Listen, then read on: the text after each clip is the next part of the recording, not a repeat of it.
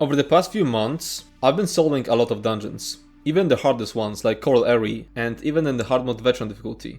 The second boss of Coral Area in hard mode, Sauradil, is probably the hardest solo dungeon fight I've managed to beat. I've also tried my luck at solving trials like Rogrove, and I've been doing all that with all sorts of classes and builds, so I feel like I'm finally ready to give you an accurate tier list of classes for solo play, for PvE. I'm pretty confident about my judgment of top classes. As for the bottom tier classes, I feel like they could use a bit more testing and maybe I would move some of them a tier up or down, but I really wanted to finish the tier list already, because I'm genuinely tweaking when I see other solo class tier lists you can find online. They're so random and nonsensical, and it's painfully obvious that whoever put them together has never sold anything beyond 100k HP quest boss, and they're putting a tier list together just to farm content. Now moving on to the actual tier list. There are 7 classes in ESO, but I'm going to treat heavy attack variant of each class as something separate, because they're completely different in playstyle. So we'll end up with 14 technically classes. And then we're gonna add Werewolf, so 15 classes in total. The tier list will judge both damage and survivability, which is why heavy attack builds will be placed very high. When making a build, you have to balance damage, survivability, and sustain, except heavy attack builds don't have to do that. They can completely ignore sustain, because heavy attacks restore resources anyway. This allows heavy attack builds to use the armor potions, which make them much easier to solo dungeons with, compared to regular builds, because their damage mitigation is crazy. Werewolf is the absolute weakest and lands in the E tier, and I wanna use it as an example, because tier list videos will always have crybabies in the comments, crying that anything but the S tier is worthless. Werewolf is alone in the E tier because it's much weaker than normal classes, but even with that, I managed to solo March of Sacrifices in hard mode difficulty, and Castle Torn in veteran difficulty with it. So even though it's by far the weakest class, it's not weak at all. You can solo a huge majority of the content with it. Werewolf is completely inflexible, which is a big issue in solo play, where you have to fulfill all roles yourself. It has decent damage mitigation, but its damage is lacking and the sustain is extremely bad. You need to recast Deafening Roar every 10 seconds just to keep up your major breach, which is an immensely crucial buff, and the only other possible source for a werewolf is an entire 5p set. It's crazy that this skill has such a short duration. And lastly, werewolf is just buggy as hell. That useless feat synergy is going to get in front of all kinds of fight specific synergies, which you'll need to interact with for mechanics, because for some reason it's prioritized higher. Regular Warden lands in the C tier. I've managed to solo Falkreath Hold in veteran hard mode difficulty, and Frostvolt in veteran difficulty with it. Wardens get really screwed over by the fact that Pale of the Ring doesn't work with Chilled procs, completely invalidating that playstyle. We're still going to do some damage with Chilled, but we can't really focus on it, because then we won't have enough healing. On the plus side, Bear is an extremely good ultimate, and Lotus Blossom can provide some additional passive healing. Regular Dragonknight lands in the C tier. I've managed to solo Ice Reach in veteran difficulty, Coral Area in veteran difficulty, and Bloodroot Forge in veteran hard mode difficulty with it. Dragonknight has access to an extremely strong ultimate, Standard of Might, and it gets minor brutality from the Mountain's Blessing passive. It also gets additional armor from the Scaled Armor passive, and the Magma Shell ultimate can allow you to cheese some mechanics that otherwise can't be soloed at all. Regular Nightblade lands in the C tier. I've managed to solo Shipwright's Regret in veteran difficulty, and the Cauldron in veteran hard mode difficulty with it. Nightblade heals a decent amount with the Swallow Soul spammable, and has access to the Impel spammable, and executes are extremely important, because mechanics tend to intensify when the boss is about to die. Shadow Barrier passively providing you with Mage of Resolve gives you more bar space. The Soul Harvest ultimate is extremely good against single targets, and in fights with lots of low HP adds, its passive part will grant you out of ultimate. Regular Sorcerer lands in the C tier. I've managed to solo Unhallowed Grave in veteran difficulty, and March of Sacrifices in veteran hard mode difficulty with it. Sorcerer gets a lot of healing from the Critical Surge, and it gets passive Minor Resolve and Minor Protection from the Bound Aegis, which also increases your max magicka by 8%. Crystal Fragments, which you'll be using whenever it procs, will also heal you for 10% of your max HP, thanks to the Blood Magic passive. Heavy Attack Warden lands in the B tier. I've managed to solo Frostvolt in veteran difficulty with it. Deep Fissure provides Minor Breach, which most other heavy attack builds get only from the Absorb Stamina enchant, which isn't that reliable. You'll get a lot of raw critical damage, just from having Animal Companion abilities slotted on your front bar. Bullnetch provides a unique, flat 5% damage increase, and Bear is just straight up a very strong ultimate. Living Trellis is an extremely good ability to slot in more difficult fights, and the Shimmering Shield skill can make some fights trivial.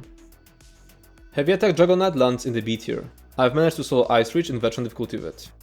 Heavy Attack Dragonknight has access to an extremely strong ultimate, Standard of Might, and negates minor brutality from the Mountain's Blessing passive. Hardened Armor is a decent and very cheap damage shield that you can use in more difficult fights, and the Magma Shell ultimate can allow you to cheese some mechanics that otherwise cannot be soloed at all. Heavy Attack Arcanist lands in the B tier. I've managed to solo Unhallowed Grave in Veteran Hardmode difficulty with it.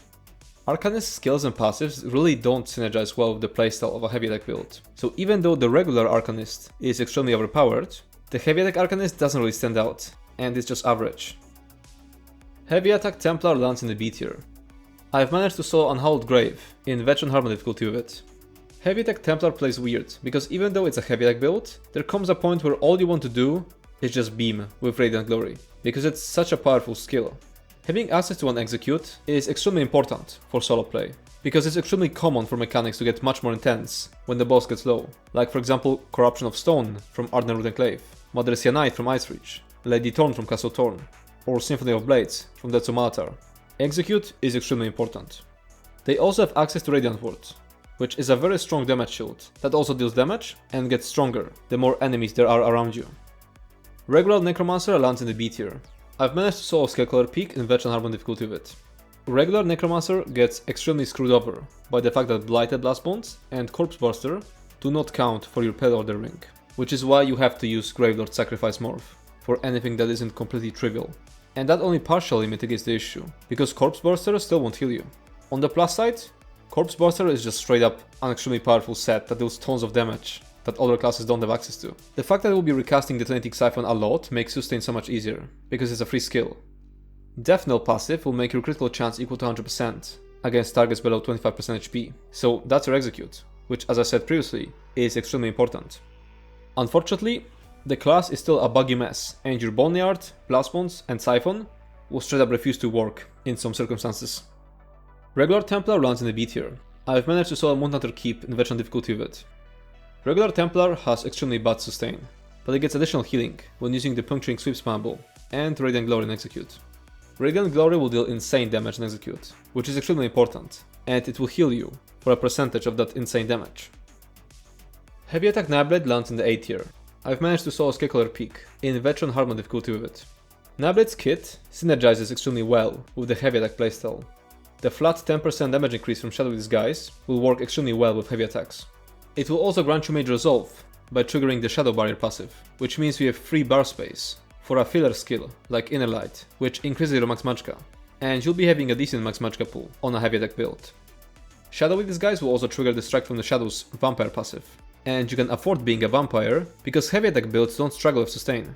Power Extraction will grant you crucial Major Brutality buff, along with a nice Minor Courage buff, and Minor Cowardice debuff, which will further reduce the damage you take. This skill will also trigger the Magicka Flute passive, giving you even more max magicka. Relentless Focus will passively grant you even more weapon damage, so that your heavy attacks scale even higher, and the Soul Harvest is an extremely strong ultimate. Heavy Attack Necromancer lands in the A tier. I have managed to solo Unhallowed Grave in Veteran Hardmode difficulty with it. Heavy Attack Necromancer has got to be the tankiest solo class in the game.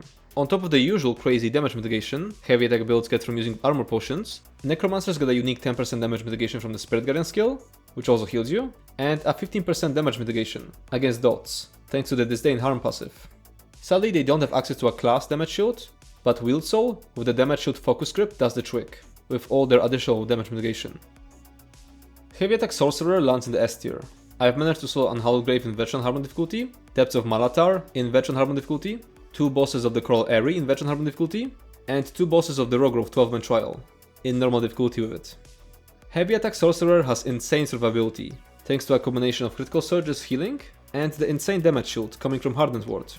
Hardened Ward shields you for 44.3% of your maximum health, which also gets boosted by the Bastion CP, and it's second only to Arcanist's Imperious Rune Ward, but Rune Ward is a 1 second damage shield, while Hardened Ward lasts 6 seconds, and it will also heal you for 10% of your max health on top of that.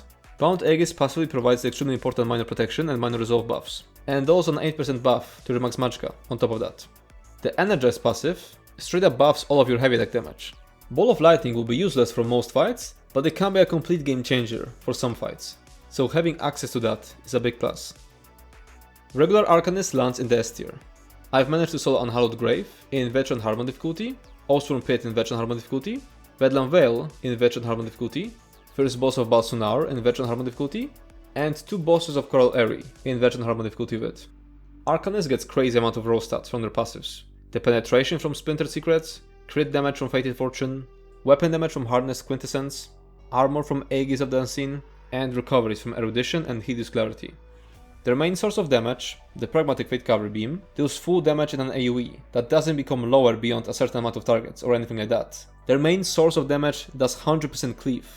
It also has a 22 meter range which allows you to cleave important targets, while still damaging the main boss, even if those targets are very far away. They also get a strong self-heal just from hitting something with the Cephalox Flail, spammable, and they get a big damage shield whenever they activate their beam. And that's it for this video. If you have any more questions, you can comment down below or join our Discord server Wildheart. As always, feedback will be appreciated. If you enjoyed this video, make sure to subscribe to my channel and check out my Twitch. Thanks for watching and see you next time.